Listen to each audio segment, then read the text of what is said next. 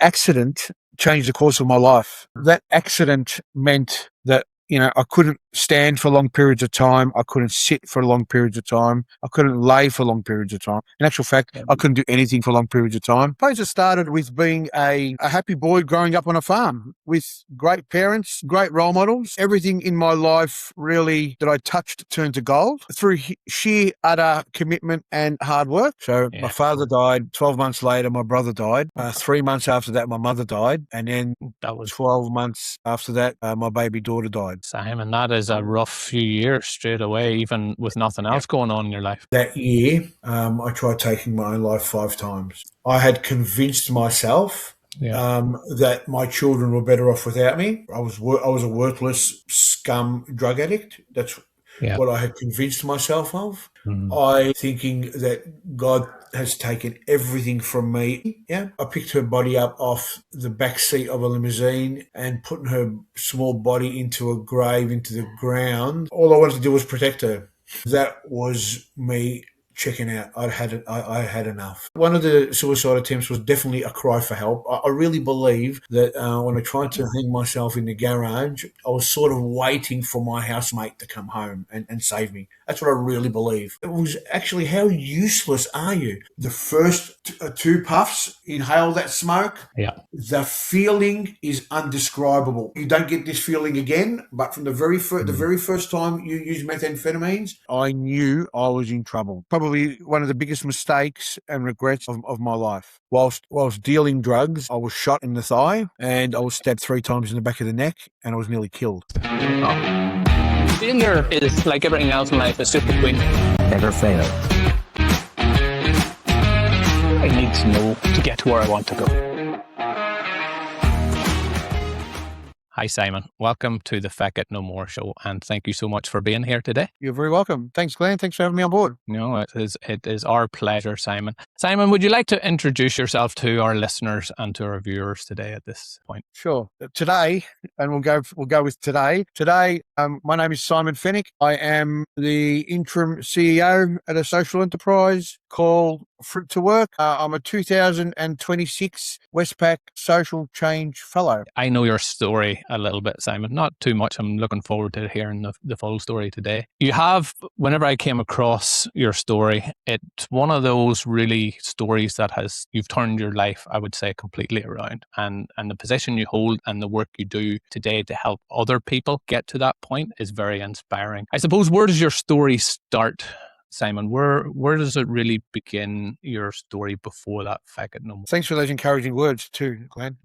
Where does my story start? Well, I suppose it started with being a happy boy growing up on a farm with great parents, great role models. Everything in my life really that I touched turned to gold through sheer utter commitment and hard work. So, I was very fortunate, very lucky growing up, luckier than a lot of people that I've met.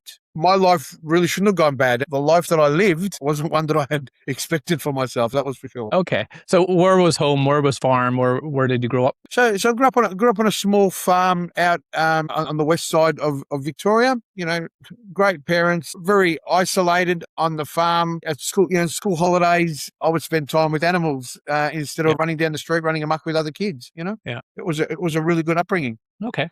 I can identify with spending time with animals instead of other kids. I spent a lot of my youth working with brick paving and concrete instead of with actual other children. So I can identify with that, Simon. Yeah. Simon, you mentioned that your life shouldn't have really turned out the way that it did. Can you go a little bit deeper into what you meant by that? What point did it start to change, I suppose, for you? What age were you? What that looked like? Let me paint a little picture for you. Here I'm in my late 20s. Yep. I owned a beautiful, big, double-story home, a 50-square home. I drove a Mercedes-Benz. I rode a Harley-Davidson. I had a great paying job. I only went to school to year 10 and I ended up in a job which was paying $130,000 a year. If we go back 20 years ago, that was big dollars. That was a good salary. Yeah.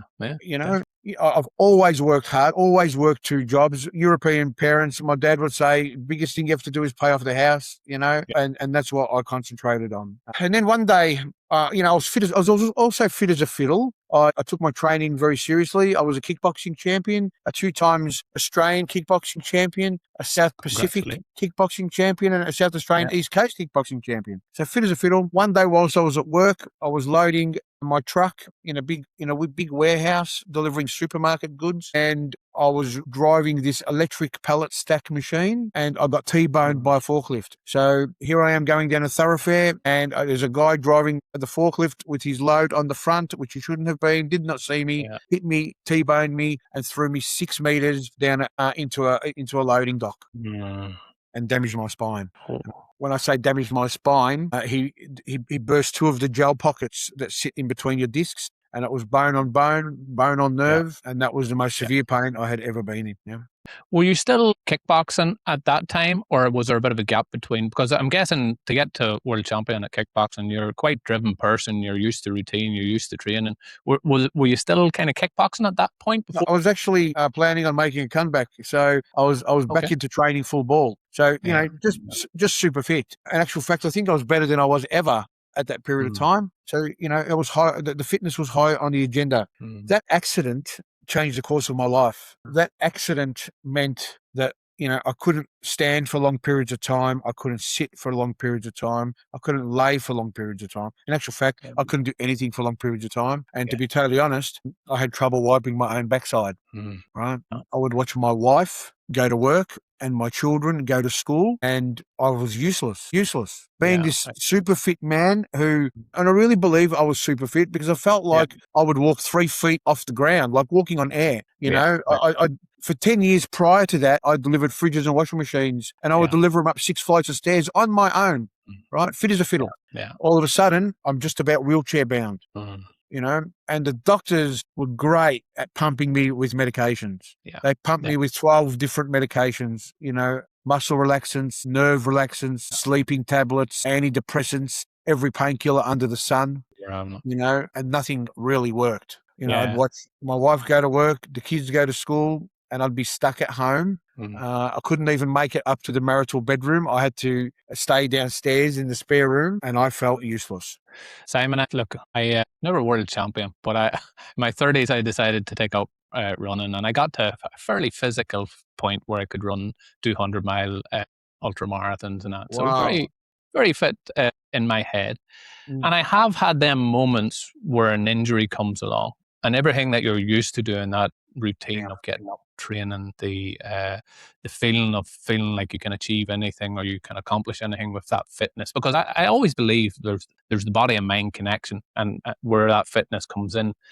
And then as soon as you're injured, as soon as you can't do what you're used to doing, my first major injury was probably about 10 years into doing what I was doing. And I definitely could identify with that depression that creeps in because now my injury was nowhere near the extent of yours. I was still able to go to work. I was still able to do other things. I just couldn't train the way that I was used to training. Talk me through and tell me a little bit about that emotion, that feeling at that time whenever you're going through that. I remember it clear as day, because here I am stuck at home, medicated to the hilt. All I could really do was sleep, and even sleeping was interrupted with pain. And my friends that I used to train with would ring me up and, Simon, when are you coming back to training? How about I pick you up and let's go watch the fights? My friends from work would ring me up and say, when are you coming back to work? I've always had a lot of friends. The guys that I used to go riding with will say, come on, I know you can't ride, but jump on the back of my bike. Let's go for the weekend. I couldn't lift my leg over the bike, let alone think of sitting on the back of a motorbike. So anything that I would do that would be a natural high for me was gone. I got to the point where I stopped answering the phone. People would come to the door and I'd pretend I wasn't home. I was miserable. I was nasty because I was miserable, and desperately wanted a way out. I remember looking at all the medications on the side of the bed one day, thinking to myself, I'm going to just take the lot. just going to swallow all of them because I don't want to go through this no more. That sounds like a cop-out, because it's only a back injury, but it consumed me. Well, it's a big part of your life that had been taken away. The back injury is only one aspect of it. It's the loss of everything else that was going on in your life, I'm guessing, at that stage. The independence, being the breadwinner, all of you know what? I lost my manhood because with that injury, my old fella didn't even work, and then and that's really getting into detail. But I lost my manhood. Yeah. Because once all them things start playing on your mind, it affects the body in lots of different ways. So the loss of your manhood, as you mentioned, it is definitely, and I've experienced that as well in life. Yeah. And you do think, is there something broken with me, and is there something wrong? Now that was just in that aspect. How long was it from the injury until you started to question whether it was worth going on, Simon, if you don't mind me asking? Well, I think at the 8 months mark, I'd had enough. Okay. Yeah. It wasn't just medication that we tried. We tried all different therapies, chiropractic, acupuncture, hydrotherapy, physiotherapy. We even went to spinal therapy where you saw a doctor, a psych, you jumped in the warm pool. Nothing worked. Nothing was working. Yeah. And it did not look like it was going to finish anytime soon. Yeah. No, I get that. And that's no end point. If it's a broken bone and it's going to take 6 or 8 weeks to heal or that 2 months to heal, you can see an end point, but you don't have an end point at that, which is, I'm guessing, part of the challenge. And I think the worst part about it is being such a busy person, a social butterfly, to locking myself up in my room where time felt like it just stood still, not sleeping properly, being up in the middle of the night when no one's awake. It was just, it was hell. I can definitely understand how that would be. Were you conscious, obviously, whenever you were like thinking, okay, there's no point in going on with this, were you very conscious that you had went into that dark place and that you were depressed, or whether you're not quite made that connection yet? No, I had made that connection, but I was trying to come to the realization that this is who I'm going to be, because they wanted, they were talking about operating, but if they had operated because of all the nerves down low, they could not tell me whether I was going to lose a lot of feeling, possibly to my legs. Yeah. Right? The risk was not worth doing. Yeah, that makes sense. And then it got worse. It's hard to believe that something gets worse from there, but please go ahead, tell us what come next, Simon. As I said, that I had, I'd cut myself off from my friend group. People would come knocking on the door and I wouldn't answer. I had this one particular friend, and, even to this day, I don't know whether I should call him a friend or not, but I know he meant well. He was not a bad person. Yeah.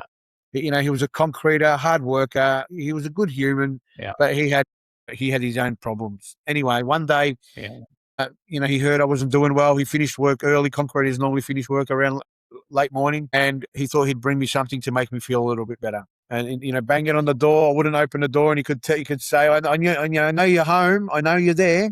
Anyway, I let him in, and he brought some marijuana with him. So here I am. Never being introduced to any sorts of drugs, never smoked cigarettes or any of the above. And this guy brings some marijuana and says, "Look, this is great for pain. I'm going to roll this joint. You're going to have a few drags of it, and it's going to make you feel better." At first, I was, a little apprehensive, but at the same time, I was pretty desperate, and I was looking for a way out. So I had a couple of drags of this marijuana, and it was disgusting. It was disgusting. It stunk. It tasted yuck. It hurt my chest. You know what? That wasn't for me. Not to mention that what it did is it slowed everything down, including the time. Yeah, that was already going slow. Yeah, it was already going slow. It felt like it actually intensified my pain because it was going for longer. Anyway, I booted him out the door. I said, "Mate, take your shit and go." Yeah. Yeah. This mate was very persistent, and a couple of weeks later, he turned up with something different. He said, "I know the other stuff stunk. I know it tasted yuck. I've got something different." This time, he brought the drug ice with him. Right? Now, ice was fairly new back then, or I didn't know a lot about ice. I heard it was addictive. I heard it was dangerous. But let me tell you. Simon, can I ask what age you are at this point for the listeners and for myself? Early 30s. Early 30s, okay. Early so you're 30s, early like 30s. 31 maybe. The marijuana wasn't for you. No. And he turns up and he's got the drug ice. And like I said, I'd heard that the ice was addictive. I heard it was dangerous. But let me tell you, Glenn, it did not look dangerous and it did not look addictive. You know, my Of course. perception of an addictive drug would be something that you put in a syringe and whack into your arm. That's what I thought would be an addictive, dangerous drug. And even though I'm covered in tattoos, I hate needles, right? So that's something I would never do. You know? So here he is, he shows me this little crystal substance that looked like a piece of glass, you know, like a shard of glass. And I watched him pull out this glass pipe, like a little chuffing pipe, all glass, and drop this crystal type substance into the glass pipe. He put a cigarette lighter underneath it. It melted. It turned to smoke, and he inhaled it first and blew it in my face. And I thought, that is addictive. That is a drug. It didn't smell yuck. It was nothing like the heavy smoke from the marijuana. Right? It did not even stink. It actually smelled a little bit sweet. So I said, look, I'll give that a try. That was probably one of the biggest mistakes and regrets of my life, because I can tell you, Glenn, the very first time I tried ice, methamphetamines, I knew I was in trouble. The very first. You knew from that instance that you took it, Simon? The very first time I tried it, I knew I was in trouble, because I can tell you, the first two puffs, inhale that smoke, the feeling is undescribable. I am not condoning it in any way, shape or form. It is putrid. It's a putrid drug. I just need to take you through what I felt. And what I felt at the was this feeling is irreplaceable. You don't get this feeling again. But from the very first time you use methamphetamines, 3 months of good feeling of dopamines get released into your brain instantly. So 3 months worth that has been built up in your brain gets released instantly, right? Gets flooded. So, you know, I'm a wog, so I'm hairy, and every hair from the tip of my toes to the back of my neck stood up. Like, the feeling was undescribable. It was not an instant cure for my back, but what it was an instant cure for was my brain, my head.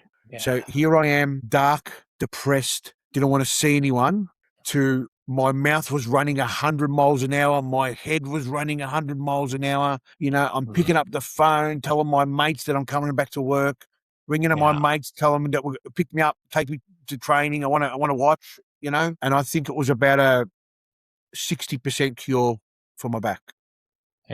So you did notice some pain relief in the back, but more so it was that mental aspect. 60% of pain reduction. I was up. I was mobile. So that's a lot, you know, from not being able to move, not being able to do the things you can, to suddenly now having that feeling. But I think you've just explained the mental aspect of things, from being in that dark hole, seeing no future, to suddenly seeing a way out and seeing a future and feeling better. That's a quick transition. From just that little bit of ice. And I thought to myself, this is brilliant. That very first time I used methamphetamines, I was awake for 48 hours straight. A second of sleep, not a second of sleep. I have done 48 hours awake on ultra runs, and I could have done with something to pick me up. But it sounds like you were very much on a high for that whole time, for that 48 hours, were you? I most certainly was. And it was, that high was exactly like, the best way I can describe it was a car running out of petrol. So here I am, full tank of petrol, the foot is flat to the floor, and I'm going 100 miles an hour. Then once that petrol ran out, mate, I was in trouble. The pain, because I had a sudden crash. Yes, mate, because I had exerted myself in that time and done things that I don't normally do. Once that ice ran out of my system, the pain came back tenfold. The depression, because you've used all that, every bit of good feeling in your brain came back in. You know, so what comes up must come down. Well, that hit me like a ton of bricks. You know, and it didn't matter whether I double dosed on the doctor's medications or not. Nothing, and I mean nothing came close to making me feel better. So how long is it? I'm guessing that wasn't the first and only time you used it, Simon. How long is it before your next kind of, I need to get more of this, I can't continue to feel this way, in that low? Let's say within 12 hours. So within 12 hours of the very first time, so 48 hours in, within 12 hours after that, I was on the phone asking this so-called friend to bring me another $100 worth of ice. Yeah. Okay, so I'm guessing I can kind of guess what comes next, Simon. But I suppose talk me through where this journey eventually, or where this journey takes you over the next kind of few weeks, months, years. Is it? Months, How long does it? years. It went on for years. So here I am thinking to myself, I don't want to feel like this anymore. Ice made me feel good. The doctors don't know what they're doing. This is a wonder drug, right? Why? So Why isn't everybody getting this? why? I could afford $100 every couple of days. Yeah. Right? So I threw the doctor's medications in the bin, and I started self-medicating on $100 worth of ice a day. So it went from $100 in 2 days to $100 a day, and then to $200 a day, to $300 a day, $500, $700, and in the end, I was using over $1,000 worth of ice a day. Simon, is that because it doesn't have the same effects the longer you use it for? Is it just that you wanted more of it? Why the increase in the dosage for somebody that has purposely stayed away from it with an addictive personality? You are constantly chasing that very first feeling, right? You're constantly and you never get that very first feeling again. Then it just keeps running out quicker and quicker and quicker. Yeah, so the highs don't last as long. Correct. Not to mention that it's not made it's not made by any pharmaceutical company, right? So same strength isn't guaranteed. Depends where it comes from. You don't know what you're buying. You don't know what the quality is. Which also goes on to my next chapter. To afford using over $1,000 worth of ice a day, I entered a world or a realm that I never knew nothing about, and that was the world of addiction. Right?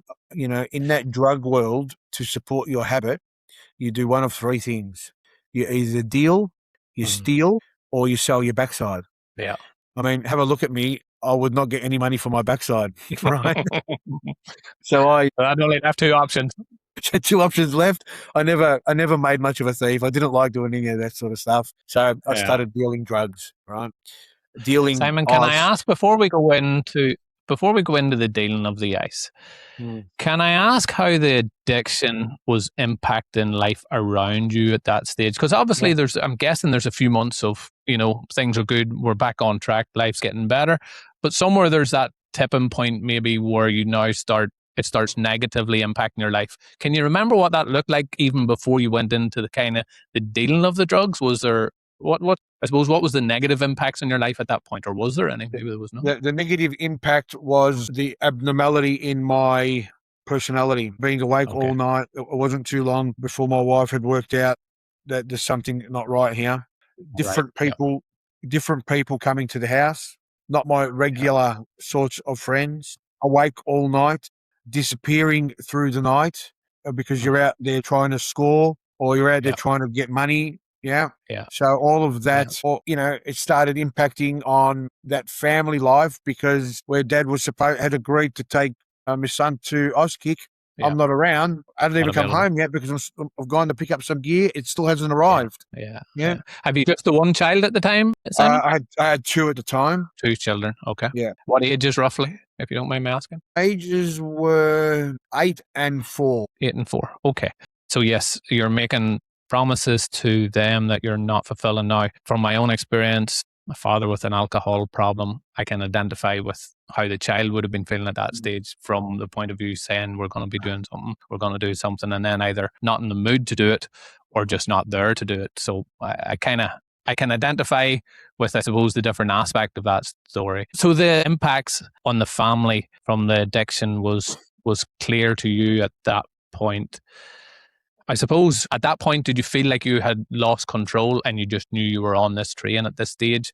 Or did you think you still had some sense of control at this point in the situation? Can you remember? Yeah, I became a different human being. I was definitely not the same person.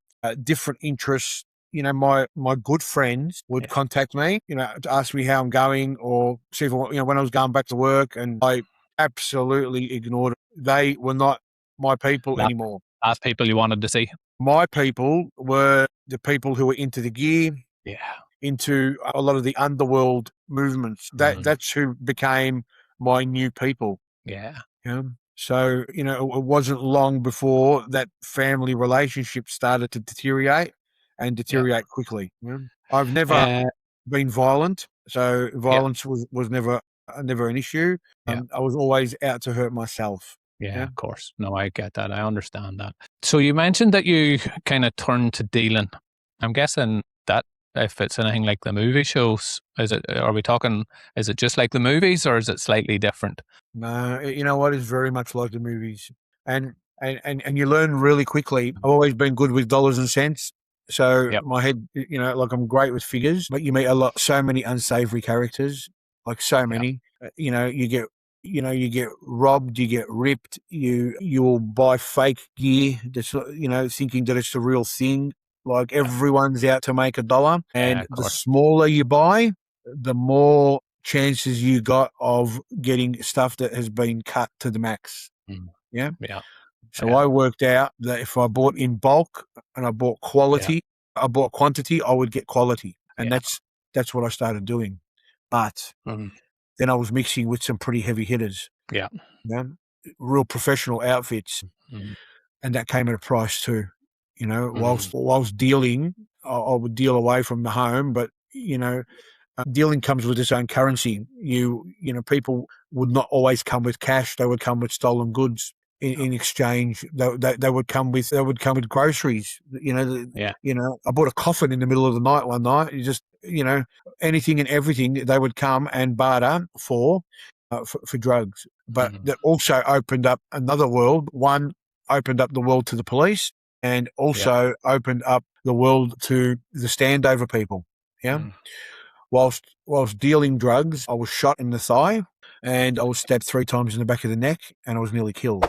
Sorry for the interruption. I'll be super quick. Thank you so much for being here. First and foremost, thank you for following us. Thank you for liking our show. Thank you for supporting us from the very beginning. You really are one of the ones that have made a difference, not just to the success of the show, but to other people's lives that are listening and getting the benefit. The feedback that I hear every day, it doesn't come down to me. It comes down to you, the viewers that like the show. And saying that, if you really, really want to help continue to support us in the future, you can do 3 simple things. 1, hit the like and the love symbols. Simple. 2 touches of buttons, whichever platform you're watching it on. The second thing you can do, and again, depending on where you watch it, hit the subscribe, hit the follow. Let the platforms know that you're engaging, you're enjoying it, and that you're sticking around. Third, most importantly, leave a comment. What do you like about the show? What did you get from it? What do you think other people will get from it? What stood out for you? What would you like to see more of? What did you not like? Those type of things. Engage with our community, because what it does is it helps other people that might be looking for it, that might be needing it to make that change in their life at that time. It helps them find it easier. So again, I'll not keep you. Thanks for watching. Thanks for being part of our community. We're creating something very special here, and I'm privileged to be a part of it with you. Let's get back to the show. By 3 guys trying to stand over me for money and drugs. Yeah. So it definitely comes with different health risks. Oh, very much so. Simon, I suppose the first time you're shot on the thigh, did that come before the stabbings? It was the same. It was the same episode. Oh, the same episode. They tried to stand over me for money and drugs. Before they opened their mouth, the first thing he done was shot me. And as he went to fire again, the gun jammed up, so I attacked him. Yeah, and then the stabbing. At that point, was there any red flags went up and goes, maybe this isn't for me. Maybe I should get out, or are you in too deep at that point? Really, really strange situation to be in, because on top of that, here I am, stabbed 3 times in the back of the neck, within millimeters of severing my spinal cord. Doctor said that I was so lucky. And then you say to yourself, what do you do with that? Here I am, a pretty stand-up sort of guy. Do you seek revenge? Right? Do you seek because it was an innocent, I was an innocent party doing business, right? As innocent as you're going to get, right? Yeah. Do you seek revenge? Yeah. Do you go and find these people and hurt them? Do you go to the police, right? Yeah. Or do you do nothing? So you've got to try and work out where you fit in this world, where your morals are, who you are. I chose to let it go.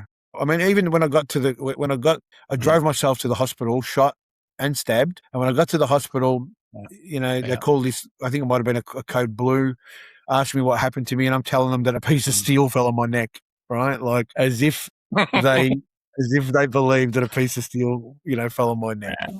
Yeah. You know, Yeah. I chose to let all that go because really I didn't want anything to interrupt the business as well. Yeah, of course. Yeah. Of course. So how does the story unfold after that, Simon? So here I am, being shot, being stabbed. Wife and kids go whilst using drugs. My father dies. Mm, 12 months, and my dad was everything to me. Right? yeah. He was my world. Him and I were very close. Yeah. He got pancreatic cancer, and to watch him deteriorate absolutely Yeah. destroyed me. So my Yeah. father died. 12 months later, my brother died. Okay. 3 months after that, my mother died, and then That was 12 months after that, my baby daughter died. Simon. That is a rough few years straight away, even with nothing Yeah. else going on in your life. So you work it out. You got back injury, raging drug addiction. Wife and kids had left. Lost my father, mother, brother, mother, and daughter. And after my daughter died, I wanted out. Yeah. I wanted to check out. Mm, We talk about Feck It moments. I don't want to use that as a Feck It moment, but that year I tried taking my own life 5 times. yeah. So Not half-assed. well, Simon, was that down to everything that had happened in the few months? Was it because of who you were and where you were in your own life at that point? Was it a combination of everything? Like, It was a combination of everything. For one, mm, I had convinced myself that my children were better off without me. I was a worthless scum drug addict. That's yeah, what I had convinced myself of. mm, I was filthy on God, thinking that God has taken everything from me, even a little bit of hope of a little baby. Yeah, yeah, yeah, putting her. I picked her body up off the back seat of a limousine and putting her small body into a grave, into the ground. Um, I can't imagine I just anything worse. uh, all I wanted to do was protect her. you know Mm, mm, that was me checking out. I had enough. So mm. here I am with nothing. I can totally relate to how you'd be feeling in terms of how that would be so devastating as a father of 3 kids. It was one of my biggest fears is that you lose. It's not nice, but you expect to lose parents, even siblings. Yeah. It's hard, Yes. but losing a child is not something any parent should have to go through, Simon. Yes. And I totally understand how that could bring you to that point. How do you find a way? And I suppose a lot of times people, you just mentioned that you don't want to use that as your Feck It No More moment, but in reality, most people have maybe a dozen of them in their life, maybe even half a dozen. Lots of times there's more than one. How do you how do you how do you decide to go forward, Simon? Or was it a case that you were just always looking for, okay, it didn't work this time, I'm looking for the next way out. I'm looking for the next way out. What does that look like at that point? I was definitely looking for a way out. I really think my last suicide attempt was a sawn-off shotgun in my mouth. Right Yeah, now, five attempts. First one, first one was trying to gas myself in a car. Second one yeah, was trying to hang myself. Third one was standing in front of a truck. yeah, The last one, I actually pulled the trigger on a loaded shotgun that I had placed in the back of my mouth. I pulled the trigger. I pulled the trigger, Glenn. All right, yeah. I've been collecting shotgun shells from Mhm. anywhere and everywhere I found them. Farms, Yeah, anywhere. yeah, yeah, of course. And out of a box of bullets, a box of about 300 shotgun shells, the shotgun shell that I had placed into that barrel and Misfire. pulled the trigger on was just so happened to be one of those shells that they use to scare cockies in the paddock. Yeah, It yeah, just yeah, lets off a blast. Well, it shot yeah, the plastic projectile, went off in my mouth, blew the back of my mouth out. I had blood coming out yeah, of my nose and my ears. And I had two police officers take me to Barwon Health, sat me there for about 4 hours. I was interviewed by a doctor. The doctor asked me if I was going to risk hurt myself anymore. And I said no, because I wanted to get home and get more drugs. He gave yeah. me 4 Valium and he sent me home. And like at that point, was your intent to hurt yourself again, Simon? Like you were fairly determined whenever the shotgun went in the mouth. At that point, were you willing to do it again, or was that just something you were saying to get out of the hospital? It was something I wanted to, because I wanted to get home and use. Yeah, of course. The drugs Yeah, had no, worn no, out. I totally They'd understand. worn off. I wanted to get home and use. Look, I'm going to be as perfectly honest as I can here, Simon, because I think our listeners need to hear it from all perspectives, right? My father tried, I can remember maybe trying 4 different times. I remember taking down a noose at 16 that he had put up, and he had told us he was committing suicide. And he had tried tablets, he had tried a couple of other things. I can remember like definitely three attempts in my childhood, like between kind of 12 and 16, 17 type thing. And I always thought, fuck, if he really wanted to, why the fuck could he not do it? Because at that point, I honestly thought my life would have been better without it, because we never knew what they, like I also remember him threatening to kill the whole family at one point. So it was strange for me listening to you say what you just said, because I always had this impression in my head, okay, if you really wanted to do it, this man could do anything he put his mind to, yet he couldn't kill himself. Now, whenever you pull that trigger and it doesn't work, are you thinking, holy shit, there's a reason that I'm still here? Are you thinking you're just lucky? Are you thinking, I just need more, I just need to get back into that high again? Where's your mind gone at that point? I actually, years later, I've got a completely different outlook on that. Perspective, yeah. Yeah. But at the time, I was thinking, how effing useless. But at the moment, how useless am I? I can't even knock myself. Okay, so it was just adding. Yeah, it was. It was a big. It was actually, how useless are you? I can't even. I really think that one of the suicide attempts was definitely a cry for help. I really believe that when I tried to hang myself in the garage, I was sort of waiting for my housemate to come home and save me. That's what I really believe, right? Because he cut me down, but I think I had ample time to do it previously before he got there, but I sort of waited till he got home, right? But I remember standing in front of a truck. Like I remember going to see a psychologist. They sent me to see a psychologist. It was on the other side of town. I was on bail. I was driving an unregistered car, and I had no license, and I had no money. They sent me 45 minutes to the other side of town to see this psychologist. I went, got there, risking all of that, going back to, I was on bail, so there was a chance I could have went to jail. So I was risking everything to go see this psychologist because I really thought he could help me. And I get there, and I waited an hour and a half in his waiting room, and then he calls me in his room, gets me to fill out these 3 tests, and then says to me, "Hey, the doctor, part of your mental health care plan, the doctor signed in the wrong spot." I said, "Yeah, and?" He said, "That means I'm not going to get paid if I see you." He goes, "Do you have any money?" I said, "No, I don't. I've got no money." Right? He goes, "Well, I can't see you." Right? So that glimmer of hope of actually getting some help was shattered. Right? And that should never happen. 2 hours later, it was peak hour. I'm driving home. Car's on empty. I run out of petrol on the side of the road. By this time, it's dark. I'm scared. I had no service. No, sorry, my phone was flat. No money. Unregistered car. No license, and on bail. Right? Here I am with all this death behind me, and I thought, fuck, I'm out. I'm out. And I remember getting out of the car, walking around the back. I walked around the back of the car, right around to the front, and I saw these orange lights coming. It was the lights on the rooftop of a truck. It was a Mercedes-Benz. I'll never forget the truck. And as it got closer and closer and closer, it got to the stage where I just stood out in front of it. He hit the brakes. I saw the trailer go sideways across the freeway. He hits me. I fly in the air. I remember the Mercedes badge, like right on my shoulder, because the bull bar hit me. Yeah. Land on the road, and I see this truck skidding towards me, and I thought, "Fuck! I don't want to get squashed here.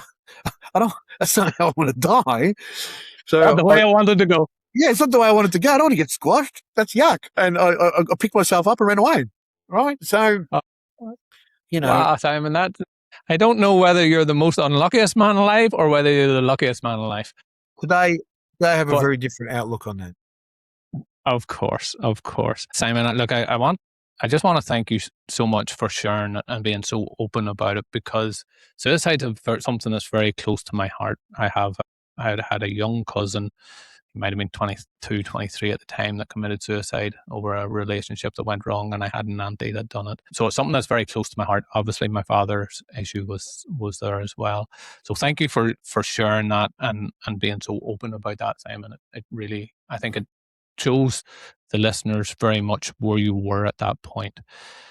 Is it long after the truck incident before you kind of have your Feck It No More moment? What follows the truck moment, I suppose? The shotgun was the last incident, right? So the truck, it was the truck. It was. Oh, yeah. That was over Yeah. a period of about 5 months. Yeah. Okay. Yeah. But the shotgun was the last incident. What that incident did is it attracted even more police attention to me, right? Because there was a sawn-off shotgun. Yeah.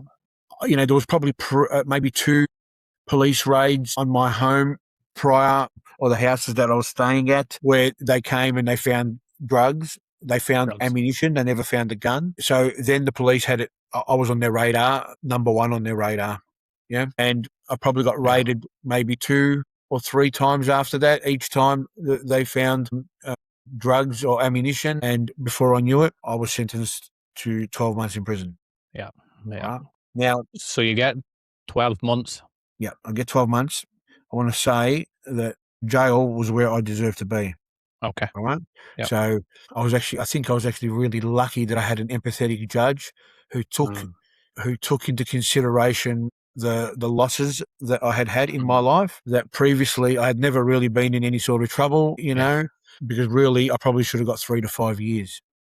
Right. So the fact that he was able to look at your story and go, okay, there's been things that has led us to this point. Yeah. Yeah. So, I went to jail for drug trafficking. I went to jail for drug use. I went to jail for driving unregistered numerous times, driving unlicensed numerous times, just, weapons charges, all that sort of stuff. Never for violence, but always for that sort of stuff. And the Feck It moment's coming, because here I am, was a very independent person, end up being a raging drug addict, mixing up with people, I never contemplated ever associating with. And then I end up in prison, being thrown in the back of a dibby van, have those handcuffs on you that tight that you can't, you feel like your wrists are going to drop off, and then locked in these cells underneath the magistrate's court in Melbourne CBD, with 5 or 6 other people, all detoxing off drugs and alcohol, and absolutely putrid conditions, and then going into remand, and remand was just after they had riots. We were locked in for 22 hours of the day, and my Feck It moment is just about to arrive. Right, so here I am, locked in a cell for 22 hours a day, sleeping on a mattress maybe 2 inches thick that hundreds of people have slept on before me. You're in a tiny cell, 3 by 2 or 3 by 3 meters. You're getting fed on rations because of this particular riot in a little plastic container through the slot in the door, and you're getting fed shit, rubbish. You're getting fed fillers, rice, pasta, very little meat, very little, just rubbish. And just as you're ready to start to eat your dinner, your cellmate, less than a metre away, decides to take a dump. That was my Feck It moment. You're like, I'm never coming back here again. This hotel sucks. Correct. That was my Feck It moment. That was probably 3 months into my prison sentence. Right, I was actually still on remand at that time, but that was about 3 months in. That was 3 months dry. That was the dopamine starting to replace in my brain after years of drug use. Yeah. And here I am in this cell, locked in there. You cannot see the stars at night. You cannot speak to your children or see your children on the phone. All my family were dead, apart from one brother who never stopped supporting me my whole time. That's really brilliant man, brilliant brother. He was the only reason why I got my life back. He was the reason to keep moving forward, Simon. He was the reason. He never gave up on me. So I'm so glad to hear that. That moment was, this is not a life. Jail is not for me. I'm going to get out. I'm going to get my life back. I'm going to get my family back. I'm going to get a job. I'm getting the hell out of here. Now, there are plenty of drugs in jail. Plenty. Yeah, I was going to ask that. Was it, Yeah. were you dry because it was hard to get the drugs, or were you dry because once you'd ended up in prison, you're like, okay, things have to change? So in jail, they've got a really good habit of pumping you with medications, right? So, all these sorts of antidepressants, things that keep you asleep and things that keep you calm. They're great at doing that. And there's quite a lot of drugs in jail that come in illegally. Yeah, sure. I didn't want to bar of any of it. That was my opportunity to get clean. So I was sentenced to 12 months in prison. Yeah. Right. But I was only sentenced 4.5 months after being in remand. Right. So technically. Okay. So you'd already done 4.5 months. Correct. So technically I had, 7.5 months left on my sentence. Yeah. Yeah.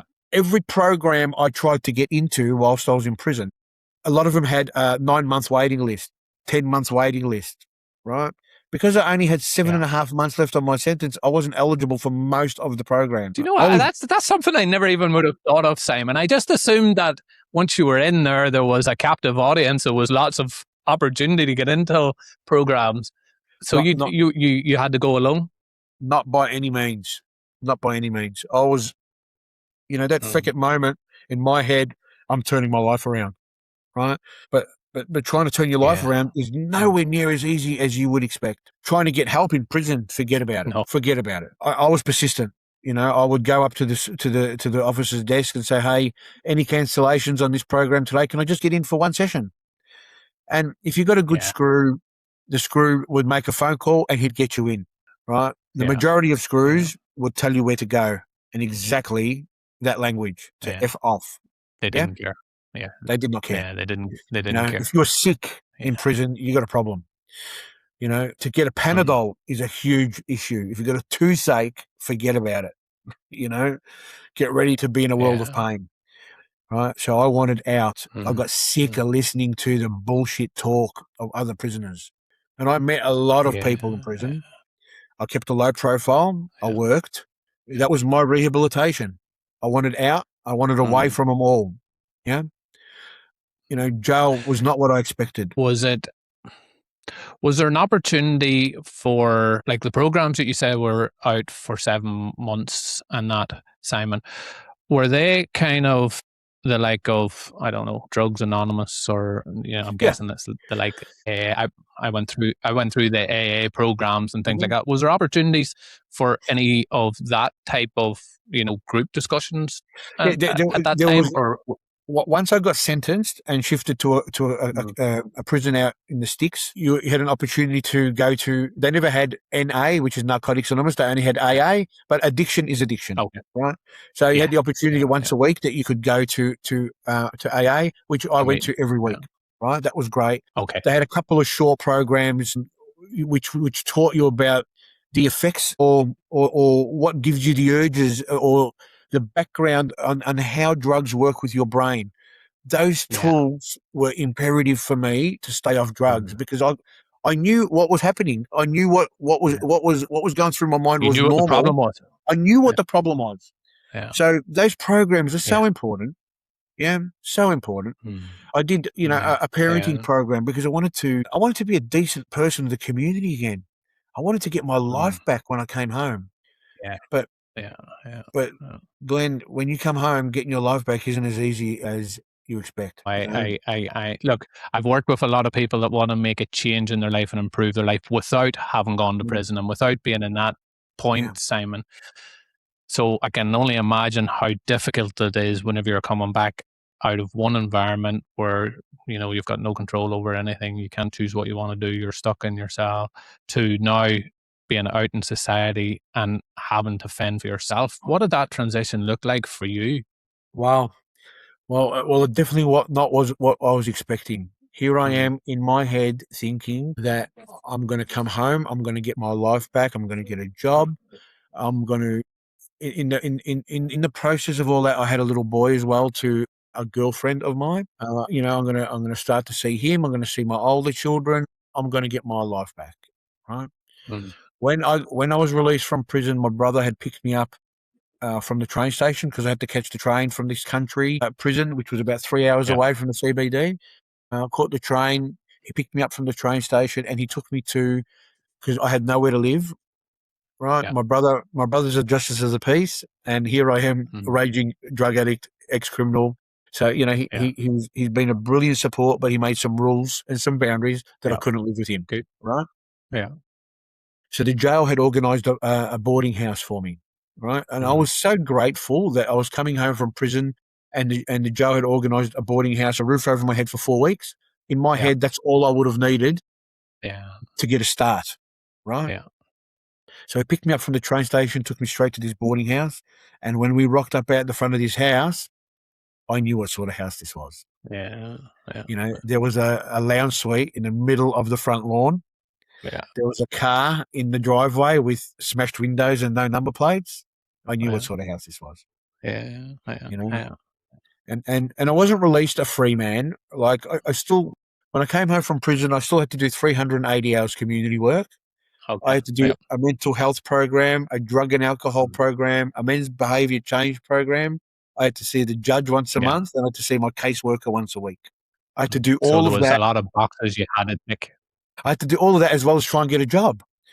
When we rocked up at this boarding house, knocking on the door, no one's answering, knocking on the door, and sure enough, this lady comes to the door. She's slurring her words. She got this big thing of keys with her. And I'm saying to myself, my brother's sitting in the car. I'm saying to myself, this lady's off her face. Yeah. Off her face. And I look down at her arms. Sure enough, track marks on both arms. Yeah. Yeah. She says, "You here for the room?" I said, "Yes." She said, "Follow me." I'm following her through the house. The house smelt like a pub. There was empty beer bottles all over the place. She undoes these 3 padlocks on the door like Maxwell Smart. And she says that you got to lock your room even when you go to the toilet because everything gets stolen in this house. Here I am, just got released from prison. They sent me to a drug den that stunk like a dirty pub, and everything gets stolen in this house. And then she tells me that my room smells like urine because the guy in the room next door urinates on the wall and it goes into your carpet. Right? And sure enough, that's nearly as bad as the cell moment. Sure enough, as soon as she opened that door, it stunk like a dirty male urinal in a public park. There was 3 syringes on the carpet and a mattress and base with a big dirty brown blood patch on it. And that's where the jail had organised me to start my new life. Right?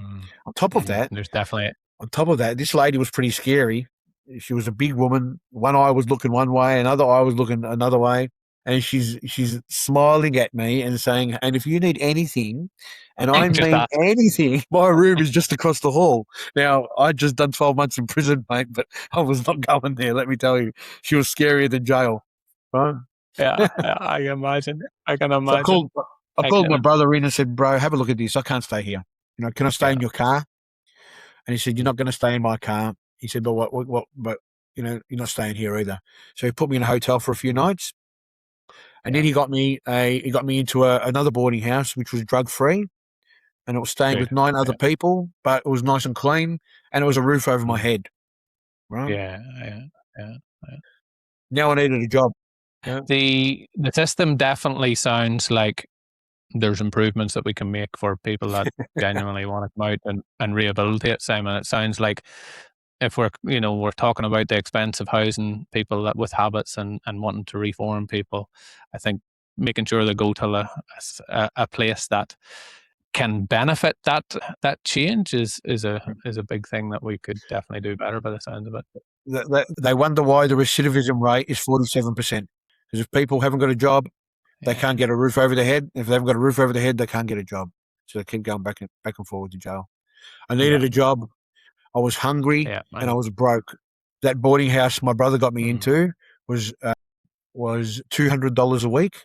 I was released on Centrelink. Centrelink was $520 a fortnight. So I was trying to survive off $60 a week. Yeah. I was broke. I was hungry. I was going to the church Salvation Army one week for food parcels and the Uniting Church another week for food parcels because you were only allowed a food parcel every 2 weeks. Every 2. Yeah. Every job I applied for, as soon as they saw I had a criminal record, you'd never hear back. Yeah. It was tough. I know I know how difficult that is. I was lucky enough to work in a business which was an Indigenous business here in Perth, and they were very much supportive of people that were coming out of incarceration and wanted to turn their life around. So, quite often we would employ people, no questions asked, that just wanted that opportunity. Yeah. And it was something I was very proud to be part of. But talk me through your kind of journey. How long is it until you do find that job or a job? Yeah, Do you so bounce look, around a couple? Do you get one fairly I soon? struggled for about 8 months. Struggled to get any sort of employment. In actual fact, one day I went to see my caseworker at corrections. I had enough. I never had a cent to my name. Hungry, broke.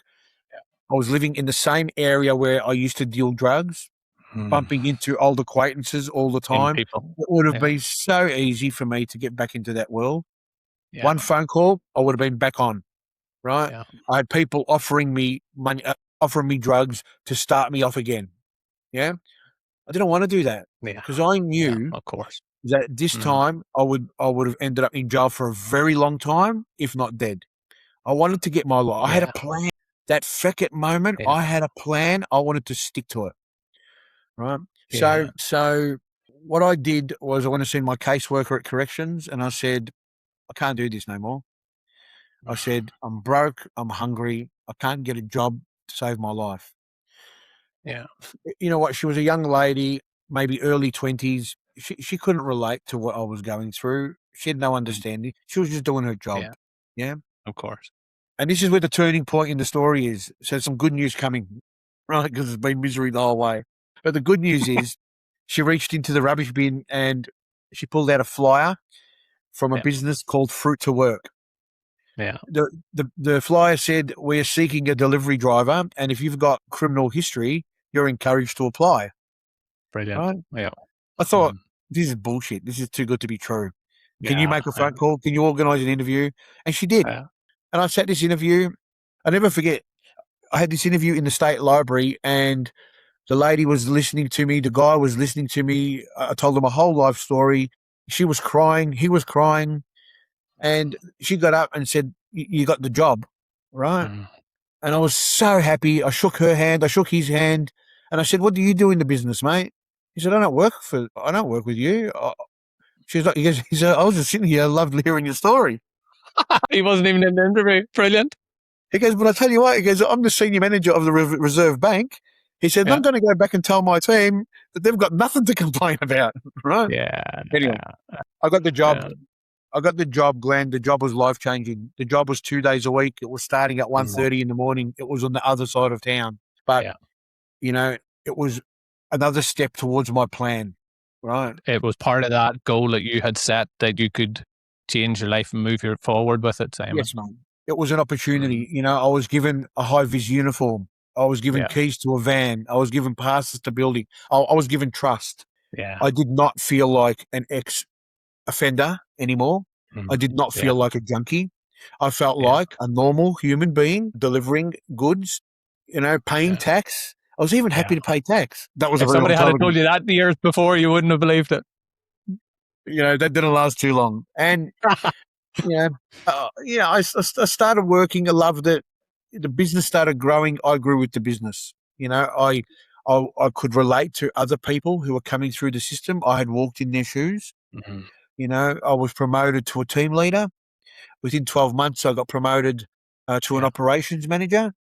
I did the operations manager role for about 4 years. And then for the last 5 years, I was the general manager. I got promoted to general manager and director. And just recently, I've been promoted to the CEO of that business. Brilliant, That Simon. had a turnover of $180,000. And this year, we'll turn over about $13.6 million. We have transitioned. Congratulations. That is absolutely awesome. Over 200 people back into the community as returning citizens. And we currently employ 87 people. And the best part of all of that, all of those numbers, is not one person in 10 years since I've been there has returned back to prison. This stupid business that delivers fruit, milk, and pantry items changed my life, right? More importantly, if you throw away, you put the bullshit titles aside, today I'm a loving partner. We've built a brand new home, and I've got full custody of my youngest son, whose mum is still unwell. Right, that little boy calls me the best dad in the world. Right, I am not the best dad in the world, but I am to him. That little boy never went to school for the first 3 years of his life, and today he's in grade 6 and he's the school captain. Right, so because somebody, That's such an amazing turnaround, Simon. yeah, because somebody gave me a chance. Right, if people aren't given a chance, how do you expect them to succeed? So today, Simon Fenech is no longer a drug addict. Suicide is definitely not an option. Today, Simon Fenech is a leader of the community. This year, I've been awarded a Westpac Social Change Fellowship where I will do a study tour. To hear them words from your son, regardless of whether we believe it or not, Simon, is very, very special. To be that figure that your son can look up to and that can see the man that you've become. I think that's a huge credit to yourself for the hard work and the commitment that you have done over the last few years to get you to this point. I want to congratulate you for being able to take a very hard time in your life and see that things couldn't stay the same. The path that you were on was not where you should be, and that you could do something different with your life, to the point now where you're making such a positive impact with the employees that you employ during the business that you're in, with the business and the actual society around you, but also on your actual family and the impact that you're having on the people around you. I just want to take a moment and hugely congratulate you, Simon, from turning something that was so dark into something so bright. Is a huge achievement, and I hope you've allowed yourself the time to recognize that, and actually just because sometimes, especially whenever we get so driven on achieving something, we can forget to stop and appreciate what we've actually accomplished and what we've actually done. Well, thank you for that. Like, I really appreciate those kind words. I often stop and smell the roses. I share my gratitude. I share my appreciation of the opportunity, but I am very driven. I have got a job to do. My job is to ensure that we keep creating chances for people just like me.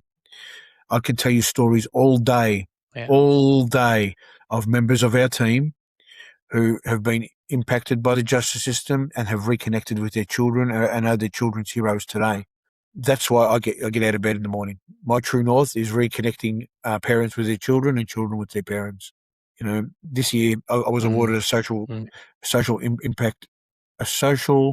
impact change fellowship, where I'll go overseas and have a look at other reintegration systems around the world and see what they're doing currently and how we can do things better in Australia.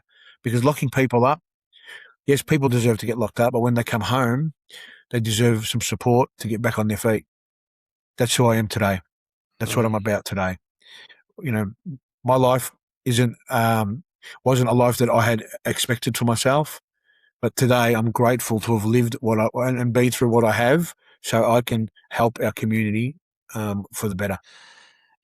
It's a very, very powerful story, and I do congratulate all of you involved in that, because as you mentioned, it's not just yourself doing that, it's the whole team. So congratulations to you and the team on that. Simon, there was one question that I want to really ask guests for our listeners that may be going through something similar, and it's called the hard truth, where we put yourself back to before your Feck It No More moment, and if there was one hard truth question that you could have asked yourself that could maybe have prompted you to change the course of the next few years, maybe would have stopped you hitting prison, but that one hard question that you could ask yourself, what do you think that question would have been, and how would you have answered it? A really tough question. It's a really tough. Yeah. I self-reflect a lot. The only thing that I know I should have done is actually be a little bit more patient and a bit more persistent, and either try and find another alternative instead of going to the drug use, because that really was the biggest pivotal moment. was the moment. Taking one day at a time instead and that was with everything. I think, I want to do everything straight away. Mhm. I wanted to be back. I wanted my life back straight away, and all I Yeah. did was I knocked it off by about 10 years, and took me another 10 years to Yeah. get it back after that. Yeah, of course. Of course. So having that little bit more patience to think. Do you think is there any kind of prompt that you could have asked yourself at that stage to go, do you know what? If you ask for help, if you reach out to somebody else, if you just give it that more time, is there any kind of prompt that maybe would help somebody that's going through a similar point where they feel like they're in a dark hole, their life has changed for the worse, they're not quite sure what to do next? Is there any question that you could have asked yourself at that time that would really help somebody now currently going through it? I don't know about a question that I could have asked myself, but I can Mm, tell you, I promise you, one bit of advice that I would give, and I do give to people, and that is yeah, to take one day at a time. that's great Co- advice. You know, Yeah. cover one problem at a time. You know, Mm, through my life, I've tried to deal with everything at once, and that was a mm, huge mistake. yeah, Tackling one problem at a time and putting mhm, it to bed and moving to the next one is so much more easier.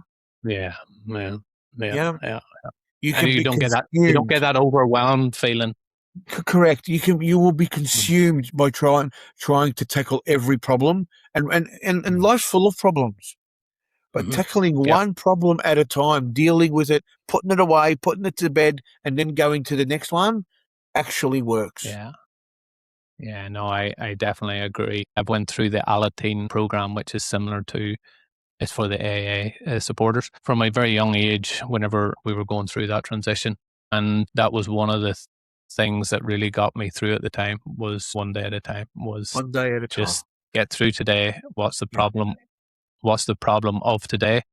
How can I make my life slightly better today? It's Yeah. really good advice. A small improvement and incremental No, improvement every day.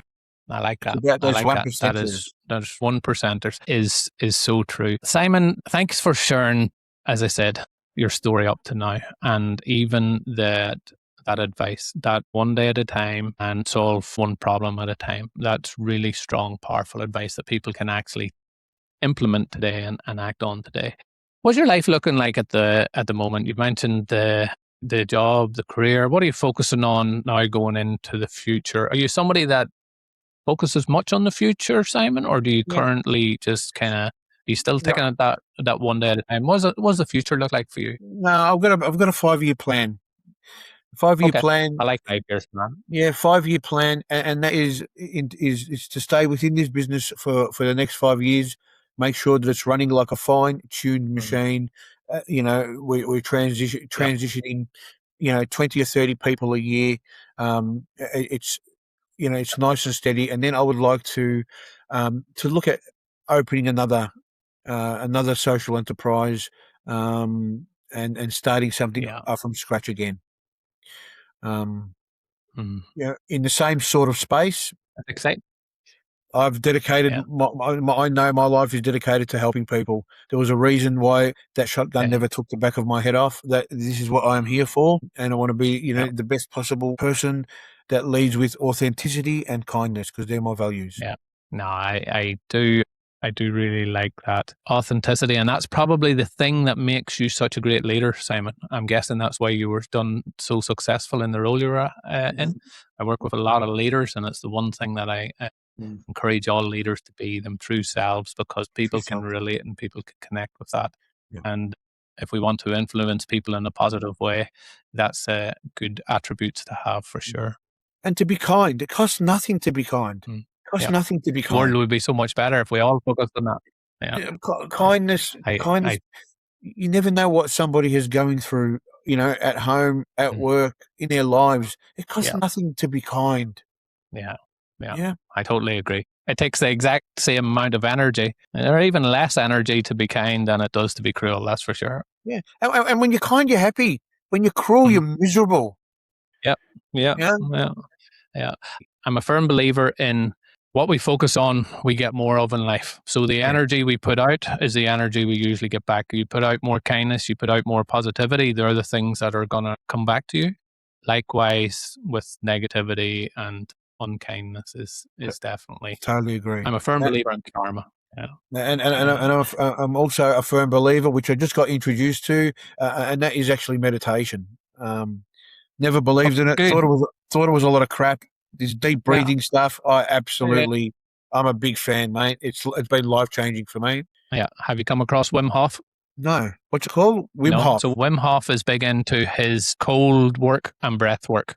You should definitely check out Wim Hof. He is he's got some cold exposure techniques and some mental aspects. I was introduced to them probably about 8 years ago, but it's very interesting once you get tapped into it. But meditation is something I suppose probably 7 or 8 years ago I got into too. And it's definitely, our mind is a very powerful thing, and it's like any other muscle that we have in our body. If we don't work it out, we kind of lose it a little bit. I firmly believe. I thought it was all crap, but I've been practicing it from February this year, and it's another life-changing thing for me. Yeah. Do you, what type of meditation do you practice, if you don't mind me asking, Simon? I do the 6-second breathing technique. I do it for the box breathing. Yep. Yeah, I do it for 20 minutes. I do it twice a day. I sleep to the cortisol, the sounds. Unbelievable. No, that's good. That's really good. Look, I suppose I don't know where. I do know where.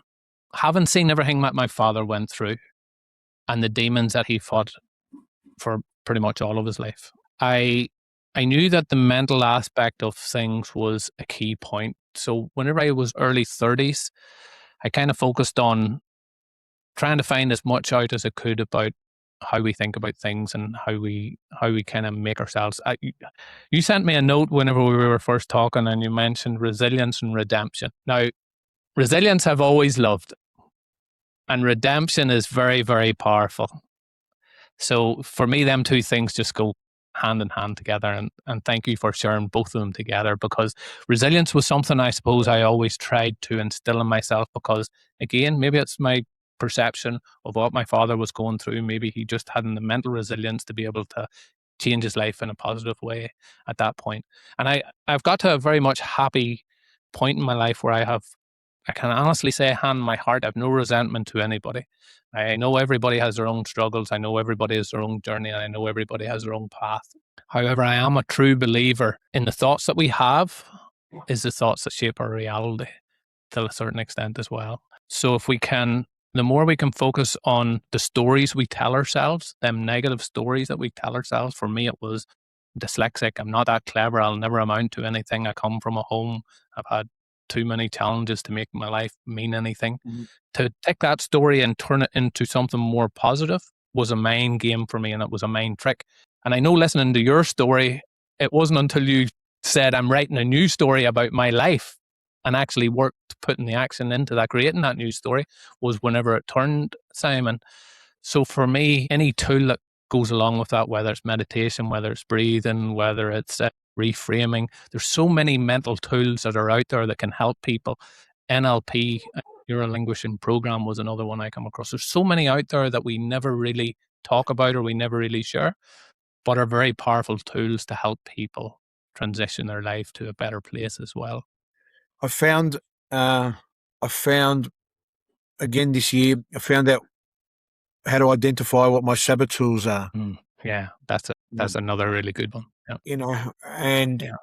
I think in the past I've let my saboteurs conduct the way I do things. Now I realize what's going on, and I stop it early. So again, you can never stop learning about yourself. You can never stop trying to be a better leader, a better human. I encourage everyone never to stop learning, never to stop working on themselves, never, because everyone needs work, and it's a matter of doing it constantly, little 1% improvements. And I'm far from perfect. I've got more faults than the old son, but likewise, you just keep making the best of what you've got, right? I totally agree. I'm a firm believer in continuous improvement. it was weird. I've said this story before, maybe even on air, but once I started to see the benefits of investing in my mental health and in my own continuous improvement, once I started to get a little glimpse of what that looked like, it was just a door that I couldn't close. Once you buy into continuous improvement and being a better person, it's very hard to go backwards to the old. I have an old Glenn, I have a new Glenn. Life before continuous improvement and changing my life for a better, and life after it. And while I know the old guy still exists and he's in there somewhere, I just can't listen to him. And you know, I might get away with it for a day or half a day or a few hours. It seems to be getting shorter as the days or as the years go on, but I know he exists, and he's probably the thing that still drives me forward into the future, if that makes sense. I heard a statement that says, if you're not growing, you're dying. The universal law is everything in the universe that has life force, it is either growing or it's dying. There's no in between. And I thought that was very powerful. If we're not continuously improving, like you said, we're going backwards. Well, totally there was plenty of opportunities for me to die and go backwards. I'm not taking that anymore. No, I encourage everybody to find a way, find a reason why. Yours was, I'm not going back to prison. For other people, it might be something totally different, but find a reason why, and then lock it in and commit to doing the things that you need to do. Find out what it is to get you to where you want to go and how you can get there, what you need to learn, what you need to add to your life. Simon, where can our guests and our listeners find you? People listening there wants to know more about the work that you do, want to maybe find out more about your company.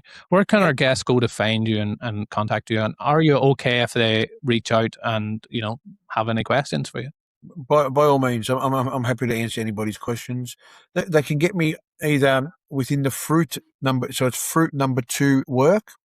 They can get us on the Fruit to Work website, or they can contact me direct on LinkedIn as Simon Fenech, or you can even look me up on Facebook as Simon Fenech. Yeah. Perfect. I'll put links till it in the show notes as well, Simon, so that people can click on the link and find you. Fantastic. Simon, I have absolutely thoroughly enjoyed our conversation today. As I said to you earlier, I think you're a true inspiration of how we can really put our life back on track again, and how we can get through the hard times.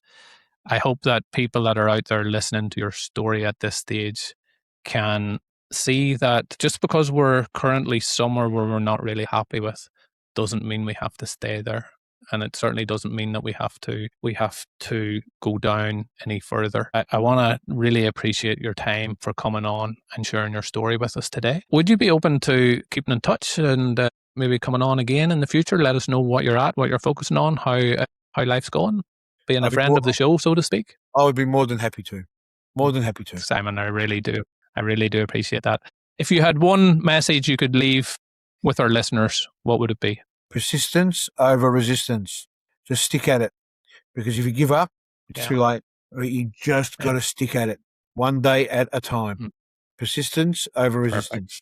The biggest challenge we have as a small community is being able to reach people. Our guests that are coming on, sharing raw moments about their lives and how they went through it. People are giving up their time, being brave enough to come on and share that with our community. Now, the biggest challenge for us is getting that message to the people who need to hear it the most. So if you're joining us today, I ask you to do 2 simple things. One, whatever platform you're looking on, whether it's YouTube or whether it's Spotify or Apple Podcasts or anything else, please hit the subscribe button, the follow button, whatever it is on the platform. Second, really simple, just hit that little like button or love button, again, whatever platform you're watching on. It really does help us grow and reach different people. Lastly, please consider leaving comments for the guest that's on or the topic that we're talking about. What have you thought of it? What's your takeaway? What stood out for you? Those type of comments really do not just help you understand what you took from it, but it helps the channel grow and expand, and it also helps other people that may need to hear the content, which is what we're all about here. Find the content. Let's get back to the episode. I love it. Simon, thank you so much. We will leave it there for today. Thanks, Glenn. Well, now for the legal part. I'm not a registered mental health professional. I'm just some guy who has gone through life, has dealt with a lot of issues, and that has really wanted to move his life from where it was to where he wanted to go. And along that journey, with my own personal development, with my own growth, I've done a lot of research and studying into what it takes to get us to a better place, what it took to get me to a better place. I've also done a certificate in results coaching that qualifies me to coach other people in terms of improving their lives, what I want to stress. Regardless of whether you go to a mental health professional or whether you go and talk to a friend down the road or whether you reach out to the Feck It No More team, the onus is definitely on you to help improve your life. And I want to thank you for showing up today, for listening, for getting involved. That shows that you care about your growth and your development and getting you to a better place. And I really appreciate the time that you have taken to reach out. So until the next time, I'll be waiting. I'll be available to help, support, as I know majority of our community will be too. And I thank you from the bottom of my heart for you showing